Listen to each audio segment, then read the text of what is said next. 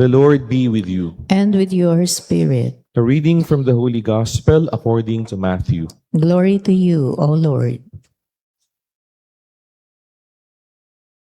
Jesus again in reply spoke to the chief priests and the elders of the people in parables, saying, "The kingdom of heaven may be likened to a king who gave a wedding feast for his son. He dispatched his servants to summon the invited guests to the feast, but they refused to come. A second time he sent other servants, saying, 'Tell those invited, behold, I have prepared my banquet. My calves and fattened cattle are killed, and everything is ready. Come to the feast.' Some ignored the invitation and went away, one to his farm, another to his business. The rest laid hold of his servants, mistreated them, and killed them. The king was enraged and sent his troops, destroyed those murderers, and burned their city. Then the king said to his servants, 'The feast is ready, but those who were invited were not worthy to come. Go out, therefore, into the main roads and invite to the feast whomever you find.' The servants went out into the streets and gathered all they found, bad and good alike, and the hall was filled with guests. But when the king came in to meet the guests, he saw a man there not dressed in a wedding garment. He said to him, 'My friend, how is it that you came in here without a wedding garment?' But he was reduced to silence. Then the king said to his attendants, 'Bind his hands and feet and cast him into the darkness outside, where there will be wailing and grinding of teeth. Many are invited, but few are chosen.'" Brothers and sisters, the Gospel of the Lord. Praise to you, Lord Jesus Christ. Gandang umaga po sa ating lahat. Have you ever been invited to something important, but you could not attend because you were busy? Perhaps you were invited to a family gathering, a friend's birthday, or any important celebration. And all you could say was, "Hindi po ako makakapunta kasi marami akong ginagawa." You wanted to go, pero marami kang ginagawa. And sometimes, my dear friends, we don't reject people because we don't like them. Hindi po minsan ganun. Kadalasan, we reject them because we are too busy. Marami tayong pinagkakaabalahan. And that is what makes today's gospel uncomfortable. In the gospel reading, we heard the king prepares a great wedding feast for his son. Everything is ready. The food is ready. The celebration is waiting. And the king sends his servants. And what was the instruction? "Tell those who were invited, everything is ready. Come to the feast." But what do some of the invited guests do? Anong ginawa ng iba? They make excuses. One goes to the farm. Another goes to his business. And notice, my dear brothers and sisters, they were not necessarily doing something bad. Hindi masama yung ginagawa nila. One had a field, another had a business, and they were just simply busy with ordinary things. Sometimes, it is not sin that keeps us away from God. Sometimes, it is simply being too busy. Ang nagpapalayo po sa atin sa Diyos, hindi naman palaging kasalanan. Minsan, ang nagpapalayo sa atin sa Diyos ay yung pagiging sobrang abala sa buhay. And we have work, we have business, we have responsibilities, we have a lot of things to accomplish. And slowly, without realizing it, we give little or no time for God. Wala na tayong naibibigay na oras sa Diyos. Marinig natin sarili natin sasabihin, "Lord, later na lang ako magdarasal. Lord, mamaya na lang ako magsisimba pag may time na." And eventually, we become so accustomed to living without God that we don't even notice that we have become distant from Him. Dahil nakasanayan natin, lumalayo na pala tayo sa Diyos. And that is a danger in our gospel reading. Some of the invited did not say, "We hate the king." Hindi nila sinabi yun. Rather, they just simply said in effect, we have something else to do. We have other more important things to do. And perhaps, my dear friends, that is the question worth asking ourselves today. Magandang tanungin natin sarili natin. Is there something keeping me too busy for God?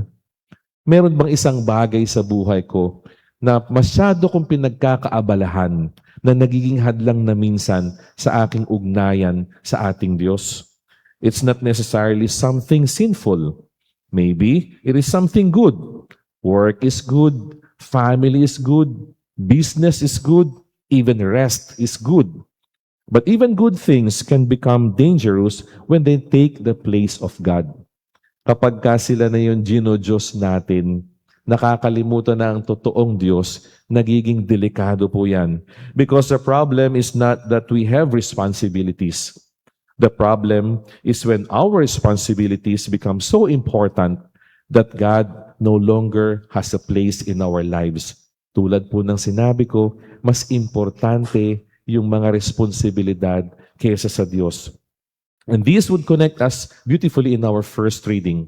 In the first reading, God says through Ezekiel, "I will give you a new heart and place a new spirit within you." Magbibigay daw ng bagong puso ang Diyos. And it's good to ask, why do we need a new heart? Because sometimes our hearts become disordered. We begin to love the wrong things too much. Masyado nating minamahal ng sobra-sobra yung ibang bagay. We begin to give our best energy to everything except God. We have time to party, but no time to pray. We have time to scroll, but no time to reflect. We have time to watch another episode. Madaling araw na, ang laki na ng eye bags, nanonood ka pa. But we have no time even for 5 minutes to talk to God. Kapag tinatanong, "Sorry Lord, di ako nakapagdasal kagabi, sobrang pagod na at busy." Sabihin ni Lord, "Hindi nga, 3:00 ka na natulog. Tinapos mo yung isang buong season ng pinapanood mo." And so, we have time to talk to everyone, but no time to talk to God. And God says, "I will give you a new heart." Bibigyan kita ng bagong puso. And a new heart means a heart that knows what is truly important. A heart that can say, "Lord, you come first. Mauna ka sa buhay ko." Not because work is unimportant, not because family is unimportant, not because our responsibilities are unimportant, but because when God is prioritized, everything else can find its proper place. Kapag inuna po natin yung Diyos, mapapansin natin lahat malalagay ng tama sa kanilang tamang lugar. A new heart sees the invitation of God as a gift and not as a burden. Isa pong biyaya, hindi pa bigat sa buhay. God has already prepared everything. The invitation is not a burden, it is a gift. And so sometimes we look at prayer as another obligation, another task, another burden. Gigising na naman ng maaga pag linggo. Gigising ng maaga pag magsisimba. Kailangan ko pang magdasal. But my dear friends, prayer is not another task on our checklist. It is an invitation to spend time with the one who loves us. Imbitasyon ho yan ng Diyos na nagmamahal sa atin. Hindi ba napakasarap puntahan, makipag-usap sa isang taong mahal natin? Hindi ka mapapagod magkwento. Hindi ka mapapagod bantayan siya o samahan siya kasi mahal natin siya. And that is our God, always inviting us to His banquet in the Eucharist. Kapag nagsisimba ho ba tayo, excited din tayong makita siya. O hintayin lang natin, sana mahaba-haba yung sermon para mahaba rin yung idlip ko. Matutulog ng konti. Hindi excited sa misa. Mass is not simply another Sunday obligation. It is an invitation to the banquet of Christ. And so the Eucharist of God is telling us, "Come, I have prepared something for you." And perhaps we need a new heart to recover that sense of wonder. Sana lagi tayong excited pag may misa. Isinusuot natin yung best dress natin. Ginagamit natin yung pamahalin nating pabango. Hindi ho basta-basta lang. Ang haharapin natin, ang hari ng mga hari, ang Diyos ng mga Diyos. And so, brothers and sisters, there is a subtle danger in our modern life today. We can become productive, but not prayerful. We can become busy, but not peaceful. We can become successful, but spiritually empty. Parang walang meaning ang buhay. We are connected to everyone, but disconnected from God. And so we gain many things and still lose the most important thing. And perhaps today, God is not asking us to abandon our work. God is not asking us to abandon our responsibilities. Rather, He is just simply telling us, can you make a room for me? Pwede mo ba akong bigyan ng konting oras? Konting puwang dyan sa puso mo? Make room for prayer. Make room for the Eucharist. Make room for silence. And so today, my dear brothers and sisters, let us ask for the grace of a new heart. Bigyan din po sana tayo ng Diyos ng bagong puso. A heart that knows what truly matters. A heart that can say, Lord, I have many things to do, but I will not be too busy for you. Amen.